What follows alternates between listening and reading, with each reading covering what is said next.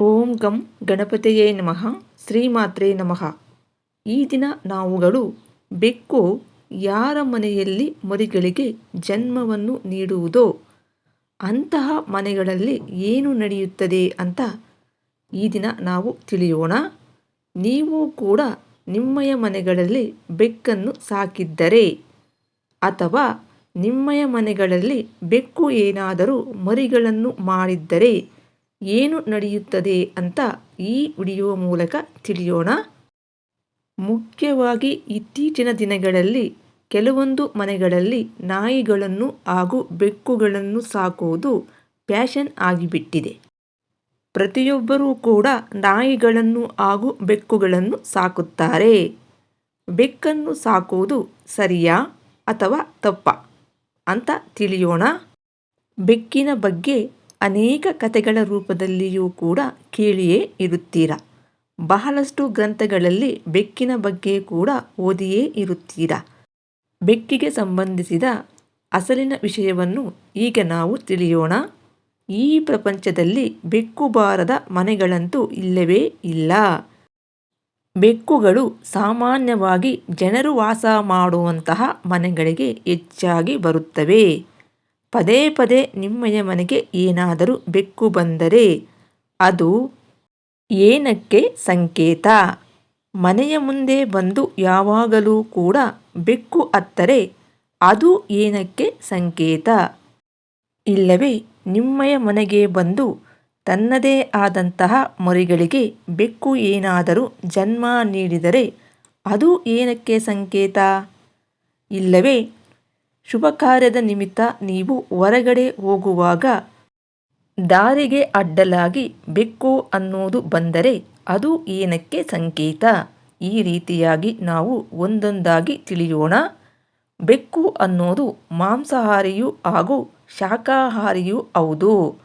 ಬೆಕ್ಕು ರಾತ್ರಿ ಸಮಯದಲ್ಲಿ ಎಲ್ಲವನ್ನೂ ಕೂಡ ಸ್ಪಷ್ಟವಾಗಿ ನೋಡುವಂತಹ ದಿವ್ಯ ದೃಷ್ಟಿಯನ್ನು ಹೊಂದಿದೆ. ಸ್ವತಃ ಮಹಾವಿಷ್ಣುವೇ ಹೇಳಿದ್ದಾರೆ, ಬೆಕ್ಕು ಯಾರ ಮನೆಯಲ್ಲಿ ತನ್ನದೇ ಆದಂತಹ ಮರಿಗಳಿಗೆ ಜನ್ಮವನ್ನು ನೀಡುತ್ತದೆಯೋ ಅಂಥವರ ಮನೆಯಲ್ಲಿ ಸ್ಥಿರಲಕ್ಷ್ಮಿಯ ನಿವಾಸ ಅನ್ನೋದು ಆಗುತ್ತದೆ ಅಂತ. ಪ್ರಾಚೀನ ಕಾಲದಲ್ಲಿ ಒಂದು ಊರಿನಲ್ಲಿ ಒಬ್ಬ ಯುವ ದಂಪತಿಗಳು ಇದ್ದರು. ಅವರಿಗೆ ಅಂಗವೈಕಲ್ಯದಿಂದ ಕೂಡಿದಂತಹ ಒಬ್ಬ ಪುತ್ರನು ಜನಿಸಿದನು. ಆತನು ಮಂಚದ ಮೇಲಿಂದ ಕೂಡ ಏಳಲು ಆಗದೆ ನಿರಂತರವಾಗಿ ಮಂಚದ ಮೇಲೆಯೇ ಮಲಗಿ ಇರುತ್ತಿದ್ದ. ತನ್ನಯ ಮಗನ ಈ ದುಸ್ಥಿತಿಯನ್ನು ಕಂಡು ಆ ತಾಯಿಯು ದುಃಖದಿಂದ ಅಳುತ್ತಿದ್ದಳು. ಯಾವಾಗ ಏನು ನಡೆಯುತ್ತದೋ ತನ್ನಯ ಮಗನಿಗೆ ಅಂತ ಚಿಂತೆ ಮಾಡುತ್ತಿದ್ದಳು. ಹೀಗೆ 1 ವರ್ಷ ಕಳೆದ ಮೇಲೆ ಮತ್ತೊಬ್ಬ ಪುತ್ರನಿಗೆ ಜನ್ಮ ನೀಡಿದಳು. ಆತನೂ ಕೂಡ ಅಂಗವೈಕಲ್ಯದಿಂದ ಕೂಡಿದ್ದು ಯಾವಾಗಲೂ ಕೂಡ ಮಂಚದ ಮೇಲೆಯೇ ಇರುತ್ತಿದ್ದನು. ಆತನಿಗೂ ಕೂಡ ಮಂಚದ ಮೇಲಿಂದ ಏಳಲು ಸಾಧ್ಯವಾಗುತ್ತಿರಲಿಲ್ಲ. ಈ 2 ಮಕ್ಕಳನ್ನು ನೋಡಿದ ಆ ತಾಯಿಗೆ ಚಿಂತೆ ಅನ್ನೋದು ಇನ್ನೂ ಹೆಚ್ಚಾಯಿತು. ನನ್ನಯ ಮಕ್ಕಳಿಗೆ ಯಾವಾಗ ಏನು ಆಗುತ್ತದೆಯೋ ಎಂಬ ವ್ಯಥೆಯಿಂದ ಇರುತ್ತಾ ಈ 2 ಮಕ್ಕಳ ಸೇವೆಯನ್ನು ಮಾಡುತ್ತಾ ಕಾಲ ಕಳೆಯುತ್ತಿರುವಾಗ 1 ವರ್ಷದ ನಂತರ ಮತ್ತೊಬ್ಬ ಪುತ್ರನಿಗೆ ಜನ್ಮ ನೀಡಿದಳು. ಆ ಪುತ್ರನೂ ಕೂಡ ಉಳಿದ ಮಕ್ಕಳಂತೆ ಅಂಗವೈಕಲ್ಯದಿಂದ ಕೂಡಿದ್ದು ಆತನೂ ಕೂಡ ಮಂಚದ ಮೇಲೆಯೇ ಮಲಗುತ್ತಿದ್ದ. ಆ ಮಂಚದ ಮೇಲಿಂದ ಏಳಲು ಕೂಡ ಸಾಧ್ಯವಾಗಲಿಲ್ಲ. ಈ 3 ಮಕ್ಕಳನ್ನು ನೋಡಿ ಆ ತಾಯಿಗೆ ಚಿಂತೆ ಅನ್ನೋದು ದಿನದಿಂದ ದಿನಕ್ಕೆ ಹೆಚ್ಚಾಗುತ್ತಾ ಹೋಯಿತು.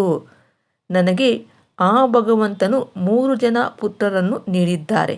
ಆದರೆ ಯಾವ ಜನ್ಮದಲ್ಲಿ ಏನು ಕರ್ಮವನ್ನು ನಾನು ಮಾಡಿದ್ದೆನೋ ಗೊತ್ತಿಲ್ಲ. ಈ 3 ಜನ ಪುತ್ರರು ಅಂಗವೈಕಲ್ಯದಿಂದ ಹುಟ್ಟಿದ್ದಾರೆ ಅಂತ ಚಿಂತೆ ಮಾಡುತ್ತಾ ಇದ್ದಳು. ಹೀಗೆ ಈ 3 ಜನ ಮಕ್ಕಳಿಗೆ ಸೇವೆಯನ್ನು ಮಾಡುತ್ತಾ ಕಾಲ ಕಳೆಯುತ್ತಿರುವಾಗ 1 ವರ್ಷವಾದ ಮೇಲೆ ಮತ್ತೊಬ್ಬ ಪುತ್ರನಿಗೆ ಜನ್ಮ ನೀಡಿದಳು. ಆ ಪುತ್ರನೂ ಕೂಡ ಉಳಿದ ಪುತ್ರರಂತೆ ಆತನೂ ಕೂಡ ಅಂಗವೈಕಲ್ಯದಿಂದ ಕೂಡಿದ್ದು ಆತನೂ ಸಹ ಯಾವಾಗಲೂ ಮಂಚದ ಮೇಲೆಯೇ ಇರುತ್ತಿದ್ದ. ಮಂಚದ ಮೇಲಿಂದ ಯಾರಿಗೇ ಆಗಲಿ ಮೇಲೆ ಏಳಲು ಸಾಧ್ಯವಾಗಲಿಲ್ಲ. ಇಂತಹ ಪುತ್ರರನ್ನು ನೋಡಿ ಮನೋವ್ಯಥೆಗೆ ಗೀಡಾದ ತಾಯಿಯು ದಿನದಿಂದ ದಿನಕ್ಕೆ ಆಲೋಚನೆ ಮಾಡುತ್ತಾ ಮಾನಸಿಕವಾಗಿ ಹಾಗೂ ಶಾರೀರಿಕವಾಗಿ ಅನಾರೋಗ್ಯ ಸಮಸ್ಯೆಗೆ ಗುರಿಯಾದಳು. ಅನಾರೋಗ್ಯ ಪೀಡಿತಳಾದ ತಾಯಿಯು ಮನೋವ್ಯಥೆಯಿಂದ ಕೂಡಿದ್ದು, ನನಗೆ ಏನಾದರೂ ಆದರೆ ನನ್ನಯ ಮಕ್ಕಳ ಗತಿಯೇನು? ಅವರನ್ನು ಯಾರು ನೋಡಿಕೊಳ್ಳುತ್ತಾರೆ? ಅವರಿಗೆ ಪಾಲನೆ ಪೋಷಣೆಯನ್ನು ಯಾರು ಮಾಡುತ್ತಾರೆ? ಮುಂದೇನು ಗತಿ ದೇವರೇ? ಇಲ್ಲವೇ ನನ್ನಯ ಗರ್ಭ ಅನ್ನೋದು ಸರಿ ಇಲ್ಲವಾ ಅಂತ ಮನಸ್ಸಿನಲ್ಲೇ ನೊಂದುಕೊಳ್ಳುತ್ತಾ ಭಗವಂತನಿಗೆ ನಮನಗಳನ್ನು ಸಲ್ಲಿಸಿದಳು. ಮೊದಲನೇ ಪುತ್ರನು ಅಂಗವೈಕಲ್ಯದಿಂದ ಹುಟ್ಟಿದರೂ ಕೂಡ ಕನಿಷ್ಠ ಪಕ್ಷ ಎರಡನೇದಾಗಿ ಹುಟ್ಟುವಂಥ ಮಗುವಾದರೂ ಅಂಗವೈಕಲ್ಯವಿಲ್ಲದೆ ಹುಟ್ಟುವುದೆಂಬ ಆಸೆಯಿಂದ ನೋಡುತ್ತಿದ್ದರು. ಆದರೆ ಎರಡನೇ ಪುತ್ರನೂ ಕೂಡ ಅಂಗವೈಕಲ್ಯದಿಂದ ಹುಟ್ಟಿದರೆ ಹೋಗಲಿ, ಈ ಸಾರಿಯಾದರೂ ಅಂಗವೈಕಲ್ಯವಿಲ್ಲದೆ ಸುಲಕ್ಷಣವಾದಂತಹ ಮಗು ಜನಿಸುವುದೇ ಎಂದು ನೋಡಿದರೆ ಮೂರನೇ ಮಗನೂ ಕೂಡ ಅಂಗವೈಕಲ್ಯದಿಂದ ಹುಟ್ಟಿದನು. ಇದೂ ಅಲ್ಲದೆ ಈ ಸರಿ ಆದರೂ ನಮಗೆ ಸುಲಕ್ಷಣಗಳಿಂದ ಕೂಡಿದ ಪುತ್ರನು ಜನಿಸುವೆನೋ ಏನೋ ಅಂತ ನೋಡಿದರೆ ಆ ನಾಲ್ಕನೇ ಬಾರಿಯೂ ಕೂಡ ಅಂಗವೈಕಲ್ಯದಿಂದ ಕೂಡಿದ ಪುತ್ರನೇ ಜನಿಸಿದನು. ಇದೆಲ್ಲವನ್ನೂ ನೆನೆದು ಆ ತಾಯಿಯು ಕಣ್ಣೀರು ಸುರಿಸುತ್ತಿದ್ದಳು. ಪ್ರತಿದಿನವೂ ಕೂಡ ಆ ಮಕ್ಕಳನ್ನು ನೋಡುತ್ತಾ ಮನೋವ್ಯಥೆಯಿಂದ, ಭಗವಂತ, ನಾನು ಯಾವ ಜನ್ಮದಲ್ಲಿ ಮಾಡಿದ ಪಾಪಕರ್ಮದ ನಿಮಿತ್ತ ಈ ಮಕ್ಕಳಿಗೆ ಈ ಸ್ಥಿತಿ ಅನ್ನೋದು ಬಂದಿದೆ ಅಂತ ನಾನಾ ವಿಧವಾಗಿ ಭಗವಂತನಲ್ಲಿ ಮೊರೆ ಹೋದಳು. ಹೀಗಿರುವಾಗ ಒಂದು ದಿನ ಆ ಮನೆಗೆ ಬಿಳಿ ಬಣ್ಣದ ಗರ್ಭ ತುಂಬಿದ ಬೆಕ್ಕೊಂದು ಬಂತು. ಆ ಬೆಕ್ಕು ಆ ಮನೆಗೆ ಬಂದ ಕೆಲವು ದಿನಗಳಲ್ಲಿಯೇ 4 ಮರಿ ಬೆಕ್ಕುಗಳಿಗೆ ಜನ್ಮವನ್ನು ನೀಡಿತು. ಈ ರೀತಿ 4 ಮರಿ ಬೆಕ್ಕುಗಳಿಗೆ ಜನ್ಮ ನೀಡಿದ ಕೂಡಲೇ ಆ ತಾಯಿಯ ಮೊದಲನೇ ಮಗನಿಗೆ ಕೈಕಾಲುಗಳಲ್ಲಿ ಚಲನೆ ಅನ್ನೋದು ಉಂಟಾಗಿ ಆತನು ಮಂಚದ ಮೇಲಿಂದ ಎದ್ದು ನಿಂತುಕೊಂಡನು. ಅದನ್ನು ನೋಡಿದ ಆ ತಂದೆ ತಾಯಿಗಳ ಸಂತೋಷಕ್ಕೆ ಅಪಾರವೇ ಇಲ್ಲ.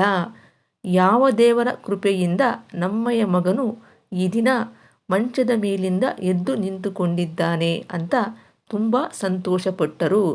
ಈ ಬೆಕ್ಕು ನಮ್ಮಯ ಮನೆಯಲ್ಲಿ ಬಂದು ನೆಲೆಸಿ ಮರಿಗಳು ಮಾಡಿದ ತಕ್ಷಣವೇ ನಮ್ಮಯ ಮಗನಿಗೆ ಈ ರೀತಿಯ ಅನುಕೂಲತೆ ಅನ್ನೋದು ಉಂಟಾಗಿದೆ ಅಂತ ಅವರಿಗೂ ಕೂಡ ಬೆಕ್ಕಿನ ಮೇಲೆ ವಿಶ್ವಾಸ ಅನ್ನೋದು ಬಂತು. ಮತ್ತೆ ಕೆಲವು ದಿನಗಳು ಕಳೆದ ಮೇಲೆ ಆ ಬೆಕ್ಕು ಮತ್ತೆ 4 ಮರಿಗಳಿಗೆ ಜನ್ಮವನ್ನು ನೀಡಿತು. ಈ ರೀತಿ 4 ಮರಿಗಳಿಗೆ ಜನ್ಮವನ್ನು ನೀಡಿದ ಮೇಲೆ ಎರಡನೇ ಮಗನು ಮಂಚದ ಮೇಲಿಂದ ಎದ್ದು ನಿಂತುಕೊಂಡನು. ಅದನ್ನು ಗಮನಿಸಿದ ತಂದೆ ತಾಯಿಗಳಿಗೆ ಇನ್ನೂ ಸಂತೋಷವಾಯಿತು. ನಮ್ಮಯ ಮೊರೆ ಅನ್ನೋದು ಆ ಭಗವಂತನಿಗೆ ತಲುಪಿದೆ. ಆದ್ದರಿಂದ ಈ ಬೆಕ್ಕು ಪ್ರತಿ ಸಲ ಕೂಡ ಮರಿಗಳನ್ನು ಮಾಡಿದ ತಕ್ಷಣ ನಮ್ಮಯ ಮಕ್ಕಳು ಒಬ್ಬೊಬ್ಬರಾಗಿ ಮೇಲೆ ಏಳುತ್ತಿದ್ದಾರೆ ಅಂತ ಸಂತೋಷದಿಂದ ಕೂಡಿದ್ದರು.